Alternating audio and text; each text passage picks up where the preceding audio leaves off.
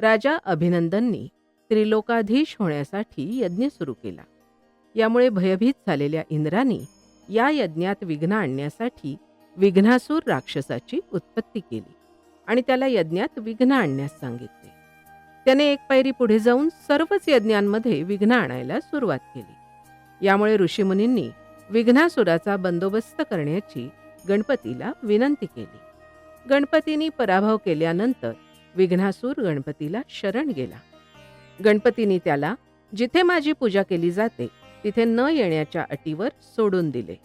विघ्नासुराने गणपतीला विनंती केली की तुमचे नाव घेण्याआधी माझे नाव भक्तगणांनी घ्यावे आणि तुम्ही येथेच वास्तव्य करावे. विघ्नासुराची ही विनंती गणपतींनी मान्य केली आणि तो या ठिकाणी विघ्नहर या नावाने वास्तव्य करू लागला. ऐका हो ऐका मराठी पॉडकास्टच्या पुढील अपडेट्स जाणून घेण्यासाठी आमच्या चॅनलला सबस्क्राईब करा आणि बेल आयकॉन प्रेस करायला विसरू नका. आपण भेटूया पुढच्या भागात. धन्यवाद.